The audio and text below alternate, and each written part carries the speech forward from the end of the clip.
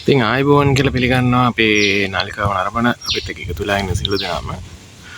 ඔයගොල්ලෝ දැනගෙන හිටියද ගම්පහ දිස්ත්‍රික්කයේ වසර 2000කටත් වඩා ඉපැරණි කටාරම් සහිත ගල්ලෙන් 90කටත් වඩා තියෙන ඉතා ඉපැරණි විහාරස්ථානයක් තියෙනවා කියලා. ඒ විහාරස්ථානේ කොච්චර ලස්සනද කියලා අපි අද ගිහින් බලමු. ඒ විහාරස්ථානේ තමයි පිළිකුත්තුව රජමහා විහාරය. ඉතින් අපි යන් වීඩියෝ එකට යනකම් අපි සාකච්ඡා කරමු තොරතුරු. ඉතින් අපේ නාලිකාව සබ්ස්ක්‍රයිබ් කරලා එකතු වෙන්න. එහෙනම් අපි යන් වීඩියෝ එකට.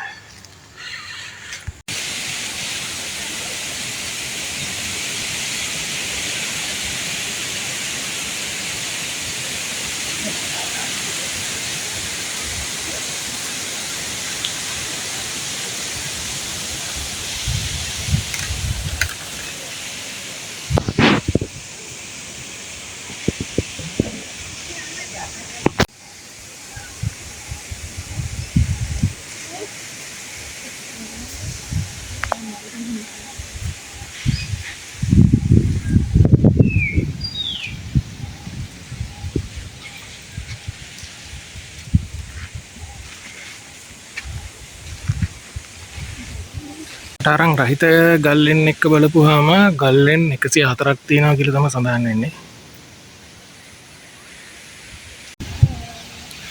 මේ තියෙන්නේ මේ කාලේ නම් මේ එල්ලිනෝතත් එක්ක පොඩ්ඩක් වෙලි නිසා පොඩ්ඩක් හිඳිලා තියෙන පොකුණක්. ඒකයි පැරණි වසර 2000කටත් වඩා ඉපැරණි පොකුණක්.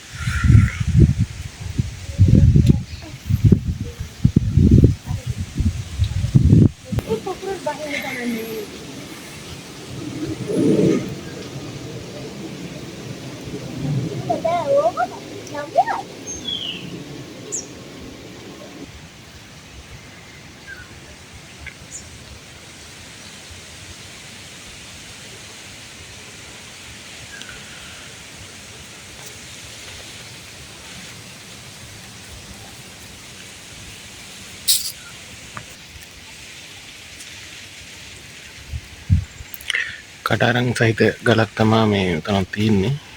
ඒකට ඉතින් 12 මයි පාන අපි පොඩ්ඩක් ළඟට ගිහින් බලමු.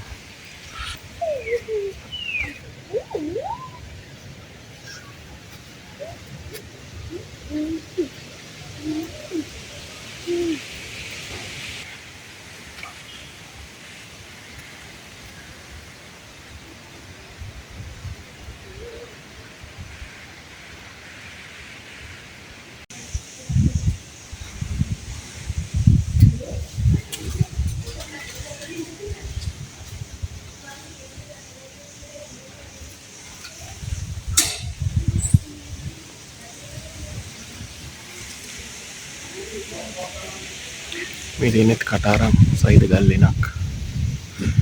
එල්ලෙන ඇතුලේ තමයි මේ බුදු මැදුරේ දිලා ඉන්නේ.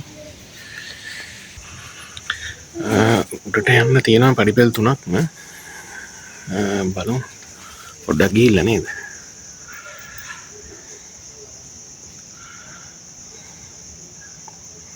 මේ ස්ථානය අනිත් ස්ථානය අර අතනින් තියෙනවා. අපි බලමු කොයි පැත්තෙන්ද අපිට යන්න පුළුවන් කියලා. මේ එතනින් උඩට ආපුවාම තියෙන තවත් එක් ගල්ලෙනක් ඇතුලේ තමයි ඉන්නේ. එතනින් උඩට යන්න මේ වගේ පඩිපෙළක් තියෙනවා.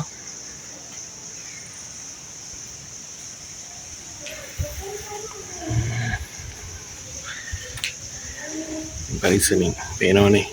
එනවනම් ඉතින් ඔයගේ දේවලුත් තියෙනවා මෙතන. ඉතින් මේ අපි පඩිපෙළ නැගගෙන උඩට යන ගමන් මේ තියෙන්නේ පුස්වැල්. ඔයගොල්ලෝ සමහර විට අහලත් ඇති.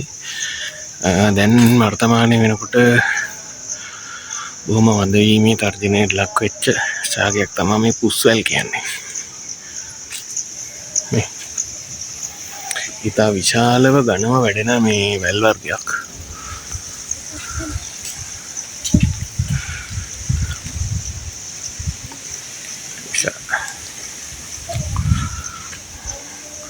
ඝන වනාන්තරයක් මැද්දේ තමයි මේ විහාරස්ථානේ තියෙන්නේ. ගම්පහ දිස්ත්‍රික්කයේ මේ වගේ වනාන්තරයක් තියෙනවාද කියලා හිතට දැනෙනවා. මොකද ඒ තරම්ම ඝන වනාන්තරයක්. ඉතින් මේ තවත් උඩට පඩි පෙළක් තියෙනවා. දැන් මේ අපි ඉන්නේ තවත් ලෙනක් ඇතුලේ. තුඹස් නම් තියෙනවා ටිකක් ලොකුවටම. මේ තියෙන ඊට පිටින් තවත් ගල් ලෙනක්.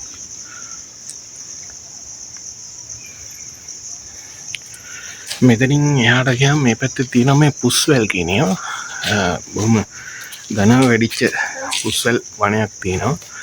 ඒක මේ පුස්වැල් ගැන කියනවා නම් පුස්වැල් ඒ කාලේ වනාන්තරවල ඇවිදිනකොට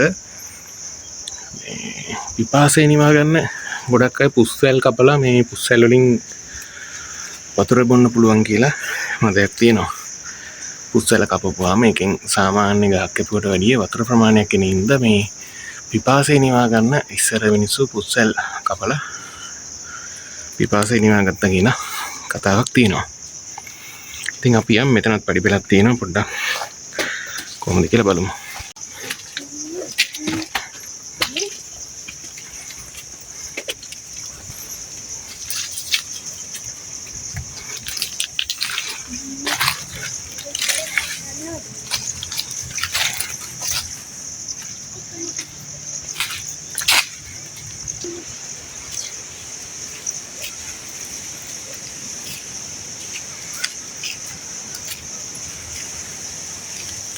කටාරං සහිත ගල් වෙනවා. ඉතින් අපි ආයෙත් පල්ලෙහාට ආවා මේ මොකද පඩි පෙළ 3ක් තියෙනවා කියලා මම මුලදී කිව්වනේ උඩට යන්න. ඉතින් මේ ආයෙත් අනිත් ඒ වෙලත් යන්න ඕන නිසා තමයි අපි ආවේ. මොකද කැලයක් මැද්දටම තමයි යන්නේ කොච්චර ගියා. ඉතින් අපි ඉහළ මළුවට යන්න ඕන නිසා ඉහළ මළුවට යන්න පුළුවන් පඩි පෙළක් තමයි මේ තියෙන්නේ. ඉතින් අපි පුරාවිද්‍යා ස්මාරක තියෙන මේ පැත්තෙන් යන්න අපි තීරණය කරා. ඉතින් අපි ගිහිල්ලා බලමු. යන ගමන් තොරතුරු කතා කරමු. බොහොමයක් තොරතුරු තියෙනවා කතා කරන්න.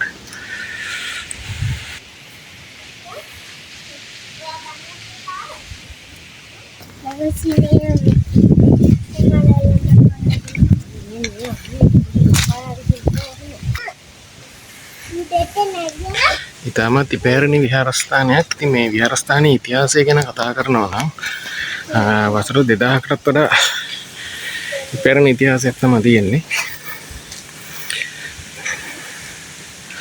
සාමාන්‍යයෙන් පුරාවිද්‍යාත්මක තොරතුරු සලකලා බැලුවොත්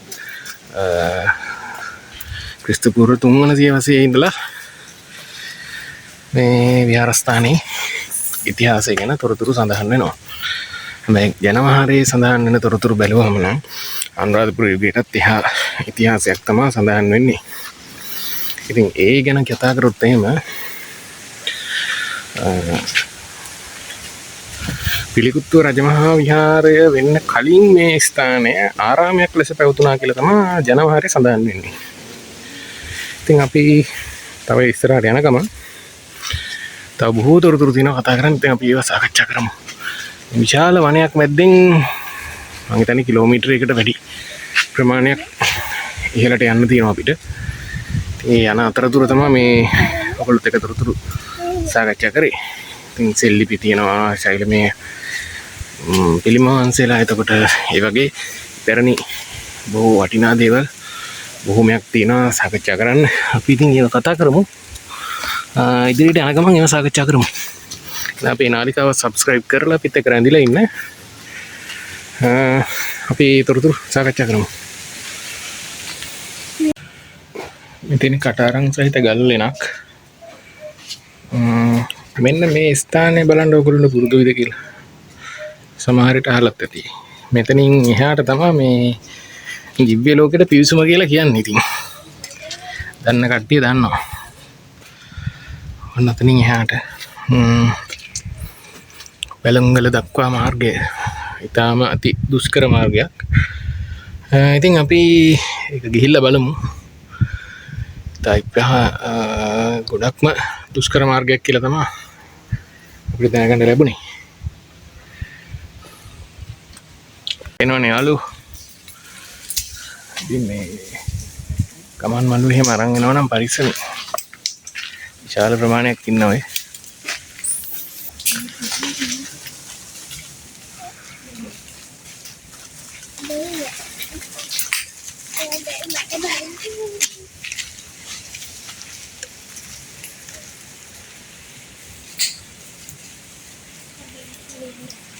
අපි තාම මේ උඩට යන්න පටන් ගත්තා විතරයි. එහෙනම් අපි ඉතුරු ටිකක් යමු. මේ අපි ඉන්නේ දැනටත් මේ ගල්ලෙනක් ඇතුලේ. සාමාන්‍යයෙන් එවකට සංඝයා වහන්සේලා උදෙසා පූජා කරපු ගල්ලෙන් 90ක් කටාරම් සහිත ගල්ලෙන් 90ක් මේ විහාරස්ථානයේ පිටවල සංඝයා වහන්සේලාට පූජා කරලා තිනවා. ඉතින් ඊට අමතරව තවත් තොරතුරු තියෙනවා සාකච්ඡා කරන්න. මෙතනින් එහාට ගියාමත් අපිට පේන්නේ මේ ගල්ලෙන්ම තමයි තියෙන්නේ. තවත් විශේෂ තොරතුරක් තියෙනවා කියන්න. වලගම්බා රජු සමයකත් බොහොම ආසන්න බැඳීමක් මේ විහාරස්ථානයේ තියෙනවා. මම කලින් වීඩියෝ දෙකක් කරලා තියෙනවා. මේ ගම්පා අස්ගිරිය මහා විහාරය සහ පුරාණ වාරණ රජ මහා විහාරය පිළිබඳව. එතකොට අත්තනගල්ල පුරාණ රජ මහා විහාරය ගැන මම වීඩියෝ කරලා තියෙනවා. එතකොට ඒ රජ මහා විහාර සම්බන්ධව බහුගත උමම් මාර්ග පද්ධතියක් ගැන මේ පිළිකුත්වත් එක්ක විශේෂ බැඳීමක් තියෙනවා. ඒක ගම්වාසීන්ගේ වගේම පැරණන්ගේ කටකතා විදිහට තියෙනවා. මේ විහාරස්ථාන අතර වලගම්බා රජු විසින් ඉදි කරන ලද උමම් මාර්ග පද්ධතියක් තියෙනවා කියලා. මේ තියෙන්නේ මම අර ඉස්සෙල්ලා සඳහන් කළා වගේ පුස්වැල්. මේ පුස්වැල් දැන් බොහොම වඳ වීමේ තර්ජනයට ලක් වෙච්ච ශාකයක් වෙලා තියෙනවා. මොකද බොහෝ පිරිසක් එකල මේ වැල කපුවට පස්සේ වතුර එන ස්වභාවය බලන්නත් එක්ක කපලා විනාශ කරපු නිසා දැන් මේ පුස්වැල් බොහොම මේ රටට අහිමි වීගෙන යනවා කියලා තමයි අපිට දැනගන්න ලැබිලා තියෙන්නේ. ඉතින් මේවා ආරක්ෂා කළ යුතු දේවල්. මොකද මේ අරහා ජලය කැලේ කතරමං වෙලා මේ වැලක් කැපුවොත් මොන විශාල ජල ප්‍රමාණයක් පිපාසය නිවා ගන්න ජලයක් මේ වැල් හරහා එනවා කියලා තමයි මේ සඳහන් වෙන්නේ. ඉතින් මේ අපි මේ මැද්දෑව ප්‍රදේශයේ තමයි ගල්ලෙන් කීපයක් අසල මේ රැඳිලා ඉන්නේ. එහෙනම් අපි යන් ඉහළට යන ගමන් තව තොරතුරු තියෙනවා කතා කරන්න. අපි යන් එන. අපි තවත් ගල්ලෙනක් ඇතුලේ ඔයගලන්ට පේනවා ටිකක් අඳුරුයි. නමුත් විශාල ගල්ලෙනක්. ඒක මේ පැත්තෙන් ඇවිල්ලා එහා පැත්තෙන් එළියට යන්න පුළුවන්. මේ කටාරම් කපලා තමයි තියෙන්නේ. ඉතා විශාල පර්වතයක් යට තමයි මේ ලෙන පිහිටලා තියෙන්නේ. ඉතින් ඒක සීතල වෙනවා මේක ඇතුලේ ඉද්දි. දැන් ටිකක් තියෙන ස්වභාවය දැක්කම අපි යන් එන මෙතනින් උඩට යන්න පුළුවන් තව. දැන් අපි මේ ඉහළට යන්න සූදානම් වෙන ගමන් ඔයගොල්ලන්ට පේනවා උස්සට යන්න පඩිපෙළක්. අපි මේ පඩිපෙළ යන්න ඉතින් තවම සූදානම් වෙනවා විතරයි. යන් වෙනම් අපි යන ගමන් තව තොරතුරු තියෙනවා සාකච්ඡා කරන්න. මේ පිළිකුත්තු රජමහා විහාරය ගැන කතා කරොත් එහෙම අපිට කතා කරලා ඉවර කරන්න බැරි තරම් තොරතුරු විශාල ප්‍රමාණයක් තියෙනවා. මේ යන අතරේ පේනවා දෙපැත්තේ තවත් ගල්ලෙන් විහාර.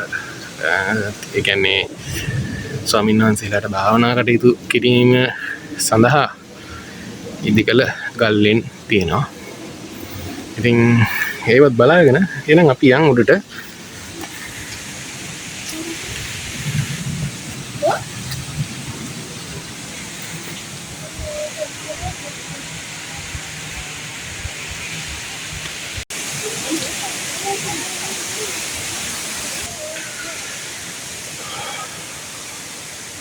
ඉතාමත් ඝන වනාන්තරයක් මැද්දෙන් තමයි මේ ඉහළ මළුව වෙත යන්නේ. ඉතින් ඒ යන ගමන් මම වීඩියෝ එක ගත්තේ ගල්ලෙන් අතරින්. මේ ගල් පඩි නැගගෙන විශාල වනයක් මැද්දෙන් තමයි ඉතින් මේ මළුව වෙත යන්නේ.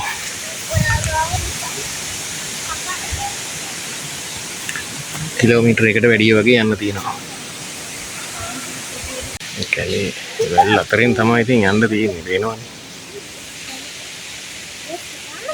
ඔන්න ඉතින් දැන් සෑහෙන දුරක් ඇවිල්ලා ඉන්නේ.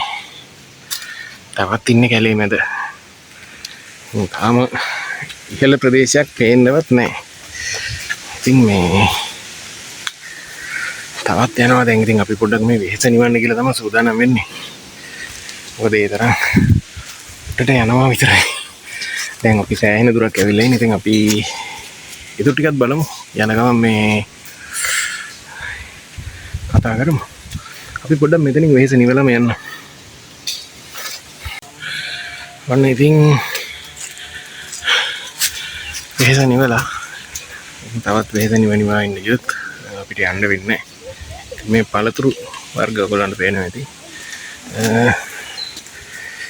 ලංකාවේ වඳ වීමේ තර්ජනයට ලක් වෙච්ච ඉතා ඉපැරණි ශාක බොහොමයක් සහ සත්ව විශේෂ බොහොමයක් මේ වනය තුල දැක ගන්න පුළුවන්. ඒ වගේම මේ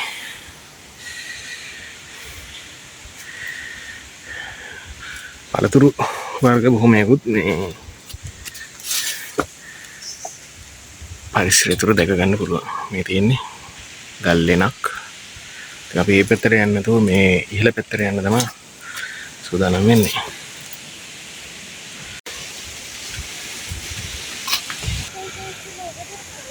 විශාල වනාන්තරයක් මැද්දේ තනියම.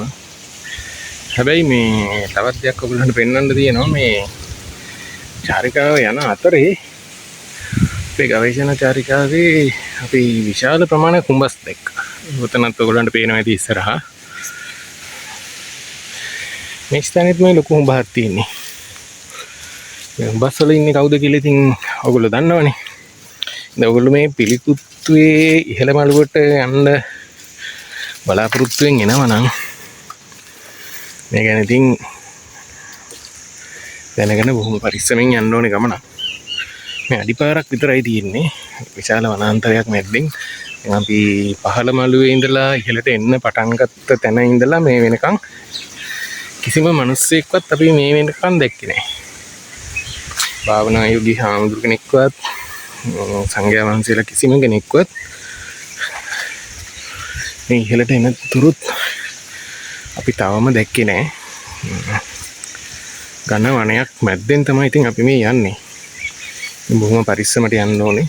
තමන්ගේ ආරක්ෂාව තමන් සලසගෙන තමයි ඉතින් මේ වනාන්තරයේ මැද්දෙන් යන්න ඕනේ. කුරුල්ලන්ගේ සද්ද, රැහැයියන්ගේ සද්ද ඇරෙන්න ඊට අමතරව කිසිම ශබ්දයක් නැහැ. අපිත් දැන් මේ අතරමං වෙලා වගේ තමයි ඉන්නේ. යන පැත්ත හොයාගන්න බෑ. මේ අහන්න කෙනෙකුත් නැහැ. යනවා ඉවරෙකුත් නැහැ. දැන් සාමාන්‍ය ඝන වනාන්තරයේ මැද්දෙන් දැන් අපි ඇවිල්ලා තියෙනවා කිලෝමීටර් 2කට ආසන්න ප්‍රමාණයක්. ඉතින් අපි තව ටිකක් ඉදිරියට යන එකම තමයි තියෙන්නේ. පාරක් තියෙනවා. ඉතින් පාර දෙකේ යනවා. ගිහිල්ලා බලමු ඉස්සරහට අපිට මොකද වෙන්නේ කියලා.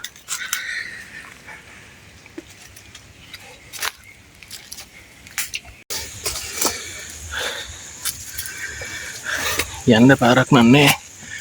මිදින් බැලුම්ගලට යන මාවතේ තමයි මේ යන්නේ. පේනවනේ.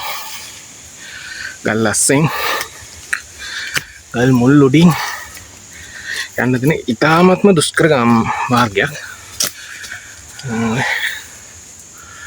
යන්න මාර්ගයක් නෑ. අපි ඊට කලින් පාර හොයාගන්න බැරුව පොඩ්ඩක් අතරමං වුණා. ඊට පස්සේ ආපහුත් හොයාගෙන මොකද මේ අහන්න කෙනෙකුත් නෑනේ. මේ වගේ අති දුෂ්කර මාර්ගයක තමයි ඉතින් මේ බැලුම්ගලට එනකන් ඉතින් අපි මේ යන්නේ. එහෙනම් අපි ගිහිල්ලාම බලමු මේ කොහොමද බැලුම්ගල මොන වගේ තැනක්ද කියලා.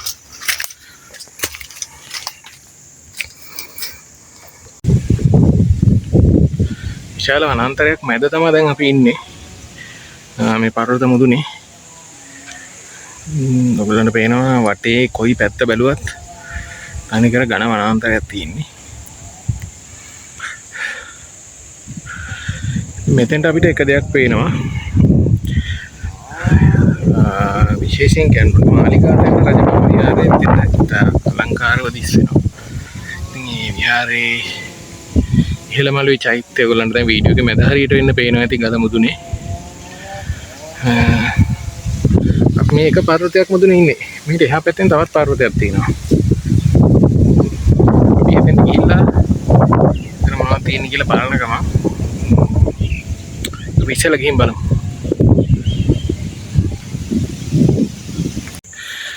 ඔන්න ඉතින් පැය දෙකක විතර ගමනකින් පස්සේ අපිත් උන් බැලුම්ගල හොයාගත්තා. දැන් ඉතින් සෙල්ලිපිය හොයාගන්න තමයි තියෙන්නේ. අතරමං වෙන වටේ හෙන කැලයක් මැද්දේ ඇවිදලා විශාල කැලයක් මැද්දේ අතරමං වෙලා ඉඳලා පාරත් හොයාගෙන පැය දෙකක විතර ගමනකින් පස්සේ ඔන්න අපි ආවා බැලුම්ගල මුදුනට. අපි මුදුනට ගිහින් බලමු. මීට කලින් මම වීඩියෝ එකේ සඳහන් කළා මේ වලකම්බා රජතුමා විසින් සොලී ආක්‍රමණ සමයේ සංගවී සිටීම සඳහා භාවිතා කළ උමම් මාර්ග පද්ධතියක් ගැන. උමම් මාර්ග තුල ඉතා පැරණි කාලේ වලකම්බා රජ සමයේ ඉදි කළ මාලිගා පවා තියෙන බවට තමයි මේ ජනප්‍රවාදී සඳහන් වෙන්නේ. ඉතින් මේ උමම් මාර්ග පද්ධතිය මම කලින් ඔය මේ වාරණ රජමහා විහාරය වීඩියෝ එකේ මම සඳහන් කරලා තියෙනවා. ඒ උමම් මාර්ග පද්ධතිය සම්බන්ධයි කියනවා භූගතව මේ වාරණ රජමහා විහාරය, එතකොට කම්පා අස්ගිරි මහා විහාරය, පිළිකුත්තු රජමහා විහාරය, එතකොට මාලිගාතැන්න රජමහා විහාරය වගේ ඉතා පැරණි පෞරාණික රජමහා විහාර වෙත මේ උමම් මාර්ග පද්ධතිය සම්බන්ධයි කියලා මේ ගැමි විහාරයේ සඳහන් වෙනවා. ඉතින් ඒ විතරක් නෙවෙයි ඒ උමම් මාර්ග තුල සැඟව සිට තමයි මේ සොලී ආක්‍රමණ සමයේ යුද කටයුතු මෙහෙයුවා කියලා මේ සඳහන් වෙන්නේ. ඉතින් අපි මේ දැන් එක පැත්තකින් පල්ලම් බැහැගෙන යන ගමන් තමයි ඉන්නේ. පේනවනේ. දැන් ඉතින් පඩිපෙළ දිගේ තියෙන තව එක මළුවක් අපිට මග ඇරුණා. අපි ඒකට ගිහිල්ලා බලමු.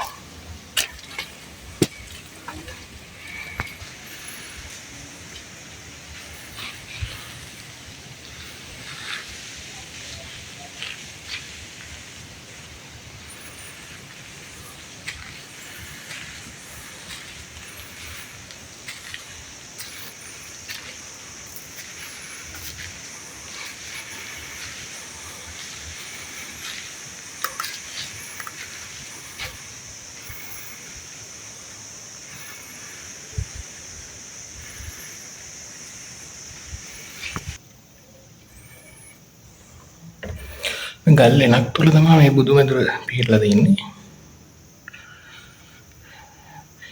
මේ කැටයන් කරලා තියෙන්නේ ගල් මත චිත්‍ර ඇඳලා තියෙන්නේ.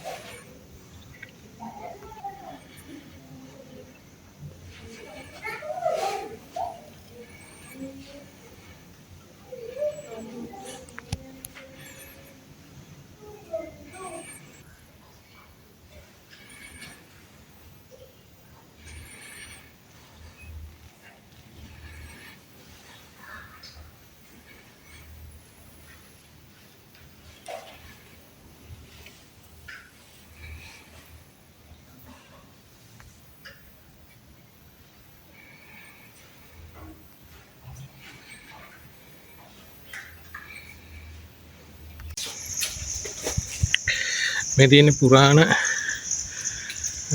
ලී පාලමක්. එයාට දැන් මේ දවස්වල වතුර නැහැ. මේක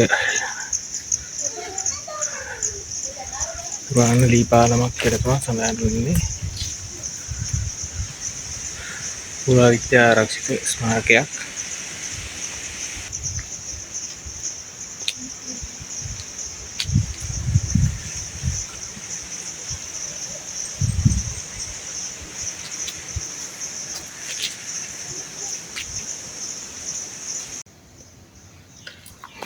මේක තමා මේ විහාරස්ථානයේ තියෙන දෝලාව. ළඟට යන්න බෑ කොටු කරලා තියෙන්නේ.